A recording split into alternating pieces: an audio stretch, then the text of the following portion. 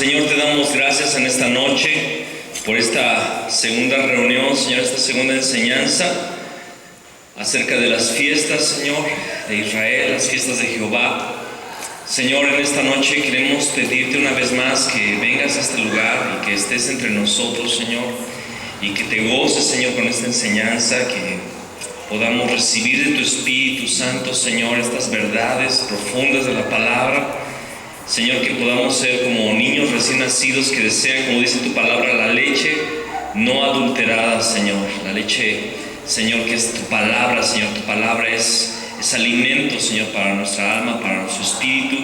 Y, Señor, que en esta noche podamos estar hambrientos de ti, Señor. No queremos solamente cumplir con estas reuniones al estar aquí. Queremos realmente aprender más, entender más, Señor, ir más profundo, Señor. Que sea más revelado, que sea revelado de forma más profunda tu palabra a nuestro corazón. Espíritu Santo, tú tienes el control, tú tienes la autoridad. Queremos que tú seas nuestro maestro y nuestro guía. Háblanos en esta noche en el nombre de Cristo Jesús. Amén y amén. Vamos a sentarnos y vamos a comenzar la primera fiesta de las 7 fiestas, ¿verdad?, que se encuentran ahí en la palabra. Y la primera fiesta, bueno, la semana pasada ya hicimos un resumen. Ya vimos cuáles son las 7 fiestas, ya vimos de qué se trata, hacia dónde vamos a ir en este estudio. Y la primera fiesta es la fiesta de la Pascua. Ahora vamos a empezar este tema estudiando cuál es el evento histórico que conmemora, porque toda fiesta comenzó con un evento histórico. Entonces, ¿cuál es el evento histórico que conmemora? La Pascua es una conmemoración de la noche cuando el Señor sacó a Israel de Egipto. Amén. Es la conmemoración, ese es el evento histórico. Como dijimos, toda nación tiene un feriado, ¿verdad? Un día conmemorativo. El 15 de septiembre se conmemora el día que fue la independencia de México. Bueno, este día de la Pascua también es el evento que conmemora la independencia o la liberación de la esclavitud de un pueblo, de una nación entera. Israel estaba esclavo en Egipto y ese día el Señor lo sacó. Amén. Entonces, después de haberlo salvado a través de la sangre del Cordero, como dicen los siguientes pasajes, y le invito a que me acompañe a Éxodo capítulo 12, por favor. Y vamos a leer apenas ahorita 4 versículos. Vamos a leer el versículo 11, el versículo 12, el versículo 14 y el versículo 42 de Éxodo 12. Dice en el versículo 11: y lo comeréis así, ceñidos vuestros lomos, o sea, vestidos, vuestro calzado en vuestros pies y vuestro bordón en vuestra mano, y lo comeréis apresuradamente. Es la Pascua de Jehová, pues yo pasaré aquella noche por la tierra de Egipto y heriré a todo primogénito en la tierra de Egipto, así de los hombres como de las bestias, y ejecutaré mis juicios en todos los dioses de Egipto. Yo, Jehová. Versículo 14: y este día os será en memoria, y lo celebraréis como fiesta solemne para Jehová durante vuestras generaciones. Por estatuto perpetuo lo celebraréis. ¿Qué significa estatuto perpetuo? O sea, para siempre. Ahora el versículo 42: es noche de guardar para Jehová, por haberlo sacado en ella de la tierra de Egipto. Esta noche deben guardarla para Jehová todos los hijos de Israel en sus generaciones. Amén. Entonces, leímos que era la Pascua. Bueno, la muerte de un cordero. Amén. Tenían que comer esta carne. Tenían que rociar esta sangre sobre los postes y dinteles de las casas, de las puertas de las casas. Amén.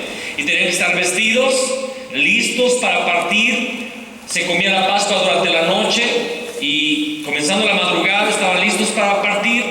Y ese día, esa madrugada, salieron libres de una esclavitud de más de 400 años. Y dice la palabra, va a ser una noche una noche de guardar a Jehová, y la van a conmemorar estatuto perpetuo por todas vuestras generaciones. Es el día que va a conmemorar el día de su libertad. Amén. Ese es el evento histórico. Era una conmemoración anual. Cada año Israel debía celebrar esta fiesta conforme al rito establecido por el Señor cuando Israel salió de Egipto. Los aspectos principales de esta fiesta son 3 aspectos. 1, el Cordero Pascual. Una Pascua sin Cordero no es Pascua, ¿verdad que no? El Cordero Pascual fue sacrificado para utilizar su sangre. ¿Para qué fue sacrificado? Bueno, sí, para que lo comieran, y tiene una enseñanza que lo vamos a ir viendo adelante, pero para que derramara la sangre. La sangre era el aspecto principal de este Cordero, el Cordero Pascual.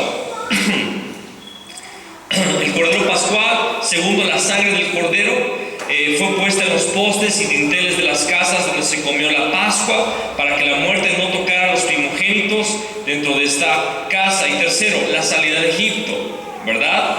A la señal de Moisés, después de comer la Pascua y de la última plaga sobre Egipto, Israel salió de Egipto después de despojar a los egipcios de sus riquezas.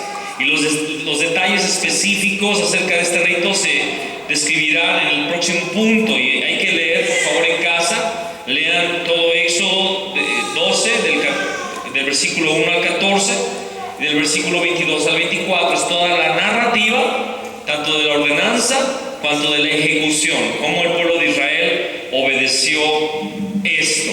Amén. Entonces tienen que imaginarse la escena. Ellos fueron esclavos más de 4 siglos y fueron grandemente oprimidos.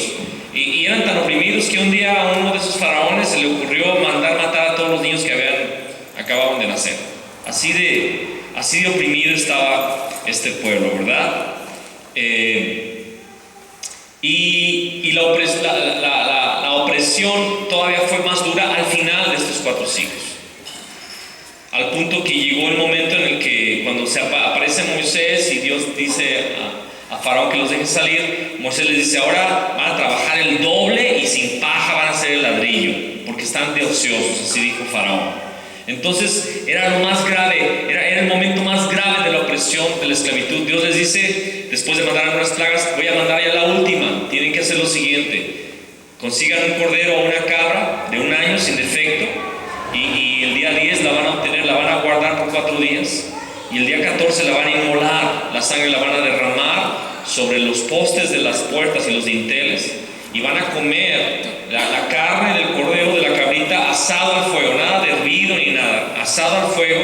No van a dejar nada de la carne asada, no la van a echar a la basura, nada, se la van a comer toda. Si les queda algo, tienen que quemarla al fuego, y la van a comer con hierbas amargas y panes sin levaduras, y háganlo vestidos a puerta cerrada, y sus pertenencias, sus maletas listas, porque en la mañana van a salir. Esa es la Pascua. Qué expectación, ¿verdad? Qué expectación, y qué noche, porque vas a ser libre y vas a empezar un viaje con el estómago lleno, ¿verdad? Fuerte, listo, o sea, ya te preparaste, el Cordero te preparó para el viaje, ¿verdad? Que se llama Pascua. Cumplimiento en la Iglesia Universal. Como vimos anteriormente, las 7 fiestas tendrán un cumplimiento espiritual en la Iglesia del Señor. La Pascua fue cumplida en parte por Cristo, como dice el apóstol Pablo. Dice 1 Corintios, acompaña a 1 Corintios 5, versículos 7, por favor.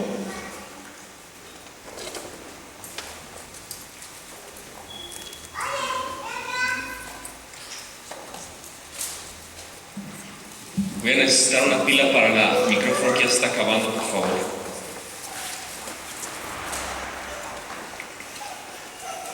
Alguien que lo lea en voz alta. Limpiaos pues de la vieja levadura, para que seáis nueva masa, sin levadura como sois. Porque nuestra Pascua, que es Cristo, ya fue sacrificada por nosotros. Nuestra Pascua, que es ¿quién? Cristo, ya fue sacrificada por nosotros. Entonces, el evento histórico en realidad era una sombra del cumplimiento que sería Cristo. Amén. Cristo es nuestra Pascua. Cristo es el Cordero Pascual. Él derramó su sangre. Él nos dio libertad. Él nos sacó del Egipto espiritual en el cual estábamos. Y ya fue sacrificada por nosotros. Y dice, celebremos la fiesta sin levadura. Y vamos a ver eso en la fiesta de los panes sin levadura. Y vamos a observar todos estos detalles. ¿Cuáles son los detalles que Cristo cumplió? Cumplió muchos detalles. Es impresionante cuando estudias este tema de esta fiesta de la Pascua, cómo en realidad no fue que Cristo, ¿cómo lo puedo decir? Porque sí, Cristo cumplió todos los detalles de la Pascua, pero en realidad la Pascua fue hecha a la medida de lo que Cristo iba a hacer, ¿me explico? No fue que Cristo anduviera buscando cumplir la Pascua, no. La Pascua había sido hecha para alcanzar lo que Cristo iba a hacer, ¿me explico? No sé si lo estoy dando a entender. Es como la sombra. Alguien no se adapta a la sombra, ¿me explico? O sea, uno no se pone para quedar con la sombra. La sombra en realidad es una proyección de lo que tú eres. ¿Me estoy dando a entender? Entonces, cuando Dios le dijo a Moisés que celebrara la fiesta de la Pascua y le dio los detalles, no significaba que Cristo iba a buscar cumplirlos, no. Era la proyección en realidad a futuro de lo que Cristo haría por nosotros. ¿Me explico? Es importante en cuanto a las sombras. Dice en Éxodo 12:2, dice: este mes os será principio de los meses. Son detalles importantes. Este mes os será principio de los meses para vosotros. Será este el primero en los meses del año. En Egipto había un mes primero, pero el mes primero para el pueblo de Israel iba a ser el día donde empezaba la Pascua. Eso es muy importante y Cristo lo cumplió. La Pascua de Moisés fue el principio del tiempo e historia del pueblo judío. La historia del pueblo judío comenzó en la Pascua. ¿Me explico? Es como si el calendario de México comenzara el 15 de septiembre. Es un decir, ¿me explico? Que ese sería el primer día del primer mes del año mexicano, independientemente de que enero sea el mes universal. ¿Sí están entendiendo la relación? Ese es el primer mes para el pueblo de Israel, el inicio de la edad también de la ley. Después de esta Pascua, Israel se convirtió en un pueblo o nación independiente a la vez que inició el cómputo de su calendario. Empezaron sus meses, empezaron sus años como nación. Es de hacer notar que esta Pascua no fue celebrada el primer día del primer mes de su calendario, sino el día 14. ¿Sí te das cuenta de eso? Porque la Pascua se celebraba el día 14, no el día primero del primer mes, sino que en el primer mes, el día 14, iba a ser el día de la Pascua, cuando el cordero de la Pascua fue inmolado. Ahora, ¿no es interesante que el mundo moderno fecha los acontecimientos de la historia secular a partir del nacimiento de Cristo? Que es nuestro Cordero Pascual. Lo mismo que sucedió en la Pascua para el pueblo de Israel, sucedió con la venida de Cristo para el mundo entero. Así como en la sombra, el cómputo de nuestra era comienza a partir del inicio de la edad de la gracia, que es cuando la iglesia, su pueblo espiritual, me salté una línea, así como en la sombra, el cómputo de nuestra era comienza a partir del inicio de la edad de la gracia, que es cuando la iglesia, su pueblo espiritual, nació. Esto es desde el nacimiento de Cristo. Recordemos que Cristo es la cabeza de la iglesia. La Pascua, que corresponde a nuestro tiempo, tampoco se llevó a cabo el primer día del mes de su nacimiento, sino cuando el Cordero fue inmolado en la cruz del Calvario. Allí empezó la edad de la iglesia, cuando Cristo murió por su pueblo. El día de la selección del Cordero es otro detalle de cómo Cristo cumplió la Pascua. El día de la selección del Cordero, ellos debían utilizar un cordero para el sacrificio pascual. Acerca de este cordero, Moisés escribió lo siguiente. En el versículo 3 del capítulo 12 de Éxodo dice: hablad a toda la congregación de Israel diciendo: en el día 10 de este mes, tómese cada uno un cordero según las familias de los padres, un cordero por familia. ¿En qué día? El día de 10. Cristo, nuestra Pascua, también fue seleccionado como el cordero por toda la congregación de Israel cuando entró a Jerusalén y fue aclamado por ellos, en lo que se conoce como la entrada triunfal. ¿Recuerdan? Que les dijo: vayan, van a encontrar un pollino, un burrito amarrado, les van a preguntar con qué autoridad lo agarran, y ustedes van a decirle: mi maestro lo pide, lo van a traer. entra montado en ese burrito, ¿qué hace la gente? Empieza a arrancar ramas de árboles, ¿verdad? Y empiezan a ponerlas en el camino y empiezan a gritar: Hosana al Hijo de David. Bendito que el que viene en el nombre del Señor. Y esa es la entrada triunfal. Ese mismo día ellos escogieron a un cordero en lo natural, porque fue el día 10 del primer mes. Cuando Cristo estaba entrando, era el día 10 del primer mes. Era el día cuando se tomaba, se seleccionaba el cordero y se seleccionaba la cabra, o la cabra. Y cuando todo el pueblo estaba seleccionando a su cordero pascual, Cristo estaba entrando a Jerusalén y todo el mundo estaba diciendo: Hosana al Hijo de David. Estaban recibiendo, estaban escogiendo a su cordero. Amén. Todo esto viene en otro estudio muy largo que no podemos incluirlo, si no nos perderíamos todo este día para hablar de ese solo evento, de que sí fue el día 10 del primer mes cuando Cristo entró a Jerusalén. Ahora, otro detalle que Cristo cumplió.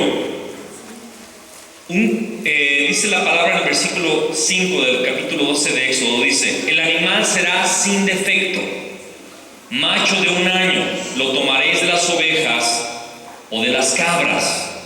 Entonces el cordero o la cabra debía ser joven. ¿Qué edad debía tener? 1 año. ¿Y debía ser cómo? Sin defecto. Ok. El único cordero que podía salvarlos a ellos debía ser macho y sin defecto.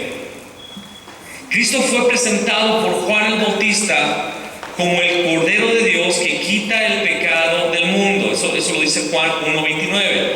Juan estaba bautizando y cuando ve a Jesús, él dijo: he aquí el Cordero que quita el pecado del mundo. O sea, él era el Cordero sin defecto. Amén. ¿Quién lo presentó? Juan el Bautista. Fue el que dijo: él es el Cordero. Nuestro Cordero llenó el requisito de ser sin defecto, como lo declara el apóstol Pedro al decir que Cristo no cometió pecado ni se halló engaño en su boca. Vamos a buscar estas dos porciones. Primera de Pedro 2:22, por favor. Primera de Pedro 2:22.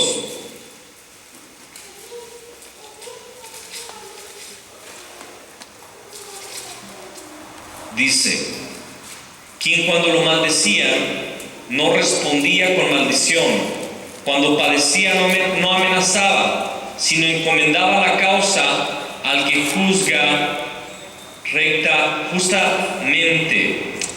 Dije 22 y leí 23, ¿verdad? Perdón, es el 22. El cual no hizo pecado, ni se halló engaño en su boca. Cristo no hizo pecado, ¿verdad? Ni se halló engaño en su boca. Esto es precioso. Él no tuvo defecto, él nunca pecó, ni siquiera con el mismo diablo tentándole, dándole el mundo entero, él no pecó. Ayúdenme, por favor. Vamos a ver ahora Primera de Pedro, capítulo 1:19. Dice: sino con la sangre preciosa de Cristo, como de un cordero sin mancha y sin contaminación. Estos dos versículos están declarando que el cordero, que era Cristo Jesús, no tuvo defecto.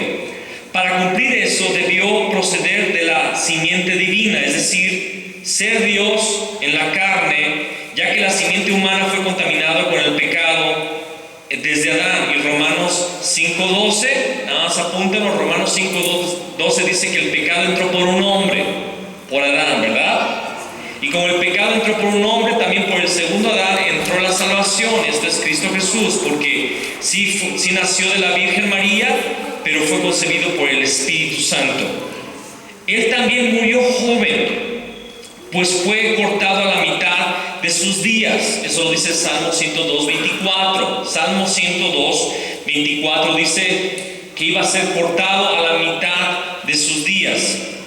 Con razón, en su mayoría, los ancianos de Israel, los fariseos, no pudieron aceptarlo. Ellos estaban ante un cordero de 1 año, es decir, un hombre muy joven. Cuando Cristo comenzó su ministerio, ¿a qué edad tenía? 30 años. Escúchenme, yo cuando tenía 30 años me sentía ya bien viejo. Cuando cumplí los 30 dije: ya tengo 30, me hacía yo bien grande. Hoy que tengo 40, veo a los chavos de 30, se me hacen chavísimos, o sea, ¿y qué pensarán de un joven de 30 a los de 50, a los de 60? Literalmente, las personas que ya pasamos los 40, una persona de 30 es un chavo. Es un chavo. Ahora, quiero que te imagines los sacerdotes, fariseos, escribas, toda la curia religiosa, ¿qué edad tendrían? ¿En qué media andarían todos? 60, 70. ¿Quién era Jesús para ellos? Un chamaco. Y luego hijo de un carpintero sin estudio formal. Por eso no lo escucharon. ¿Por qué? Porque era un chamaco. Era un cordero de un año. Era un joven. Cristo era un joven, ¿verdad? ¿Qué piedra de tropiezo? Aceptarlo requería dos cosas muy importantes: una, humildad, y dos, amor por la presencia de Dios. Si estos ancianos prominentes hubieran tenido eso, no lo hubieran rechazado. Ahora yo quiero detenerme un poquito en este punto para hablar a los jóvenes, y con esto estoy hablando de las personas de 30 años, ¿verdad? Alrededor. Por mucho tiempo yo les quiero pedir un favor, y escuchen mi consejo. Por mucho tiempo yo deseaba hacerme adulto, o sea, disfrutaba mi juventud, pero yo decía, yo necesito tener más años para que me hagan caso, para que me reconozcan, para poder hablarle a los pastores, para poder ministrar a las personas, y que me respeten y que crean lo que les estoy diciendo. O sea, por mucho tiempo yo dije, un año más, necesito tener un año más.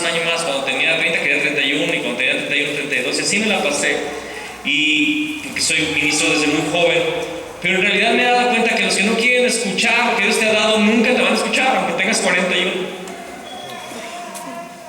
Y aunque un día tengas 51, las personas que no tienen estas dos características, humildad y amor por escuchar la palabra de Dios, amor, como lo dice aquí, por la presencia de Dios, nunca te van a escuchar. Y para todos los que son jóvenes, te quiero decir la palabra que Pablo le dijo. Esto no está aquí, pero lo siento en el corazón. Cuando estaba estudiando esto ayer, yo estaba sintiendo decirles esto. Pablo le dijo a Timoteo: ninguno tenga en poco tu juventud, sino sé ejemplo de los creyentes en palabra, espíritu, conducta, amor, fe y pureza. Pero la conducta, la pureza, la fe, la palabra, sé ejemplo, joven. Y no te entristezcas si hay gente que supuestamente tiene mucha experiencia, muchos años en el ministerio, que no te está escuchando y que no te cree. No te preocupes de eso, tú échale ganas. Tú necesitas ser como Cristo, que aunque era joven, él tenía la palabra de Dios.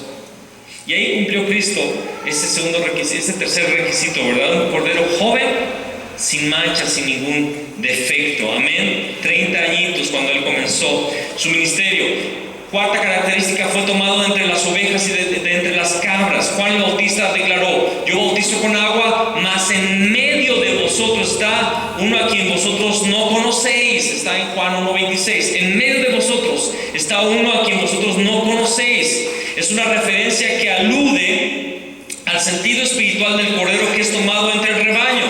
Hasta el fin de su caminata sobre esta tierra, Jesús estuvo entre las ovejas y las cabras. Cuando se encontraba en la cruz, a sus lados había una cabra y una oveja. Dos ladrones, uno creyó y el otro no, ¿verdad? Eran los dos ladrones. Él se hizo hombre para poder morir por los hombres. Hebreos 2, 16, 17 dice que él participó de carne y sangre, ¿verdad? Él se hizo como un hombre. Él estaba en medio. Fue tomado entre las ovejas y de las cabras. Por eso pudo ser tomado de entre el rebaño. Quinto aspecto: fue guardado por 4 días antes de ser inmolado. Se tomaba el día 10, el día 14 era sacrificado el cordero. Cristo también. El día 10 entró a Jerusalén y por 4 días fue tomado. Eso lo dice Éxodo 12, 6: y lo guardaréis hasta el día 14 de este mes, y lo inmolará toda la congregación del pueblo de Israel entre las 2 tardes. Los israelitas examinaban su cordero por 4 días para ver si tenía algún defecto. Después de haber sido aclamado en su entrada a Jerusalén, Cristo fue examinado por los hijos de Israel por 4 días. Después en casa vas a leer Marcos capítulo 11, 12 y 13. Marcos capítulo 11, capítulo 12, capítulo 13. ¿Qué sucede ahí? Varias cosas. En una ocasión se presentan los fariseos y le hacen preguntas. Después se acercan los saduceos y le preguntan acerca de la resurrección. Y Jesús le responde, después los escribas, después los sacerdotes también se presentan. Todos los que tenían que hacerle preguntas, todos lo examinaron, todos le preguntaron cuál era su doctrina. Y luego le hablaba al pueblo y se admiraban de que su doctrina era de Dios. Toda la nación le escuchó, los religiosos, todas las diferentes ramificaciones de los creyentes judíos o de los judíos de la religión judía, lo examinaron, le hicieron preguntas. No hubo nadie que se quedara, yo no le pude preguntar. Todos le hicieron la pregunta. Examinaron al Cordero hasta el día 14. Y después de Getsemaní fue examinado finalmente por 4 líderes religiosos: Anás, Caifás, Pilato y Herodes. Hasta los romanos tuvieron su oportunidad de examinar al Cordero. ¿Y qué dijo Pilato? No encuentro pecado en este. Era el Cordero sin mancha. Pero quiero que entiendas, Cristo estaba cumpliendo los requisitos de la Pascua que Israel había conmemorado año tras año por siglos. Lo estaba cumpliendo perfectamente, cabalmente. ¿Por qué? Porque en realidad no lo estaba cumpliendo, la sombra cumplía lo que él era. Amén. Los 4 lo declararon sin defecto, pero a pesar de ello toda la congregación lo crucificó. Sexto aspecto que Cristo cumplió: derramar su sangre para ser aplicada. Dice el 7 del capítulo 12 de Éxodo: y tomarán de la sangre y la pondrán en los 2 postes y en el dintel de las casas en que lo han de comer. Al estar colgado en la cruz, un soldado le abrió el costado con una lanza y al instante salió su sangre derramada por nosotros. Pero la sangre del Cordero debía ser aplicada en los dinteles y postes de las casas, ¿verdad? Esto nos habla de la necesidad, escucha bien, esto nos habla de la necesidad de recibir la aplicación de la sangre para ser salvos. La aplicación. La sangre estaba siendo derramada, pero ahí en la cruz. Pero acuérdate que la Pascua, esa sangre se debía derramar sobre el dintel y los postes de tu casa para que hubiera salvación. Levítico 17:11, ya lo hemos leído, dice: pero la vida de la carne en la sangre está. Amén. No es suficiente tener un conocimiento mental acerca de Cristo. No es suficiente tener un conocimiento mental acerca de Cristo. La vida de Cristo debe de fluir en nosotros.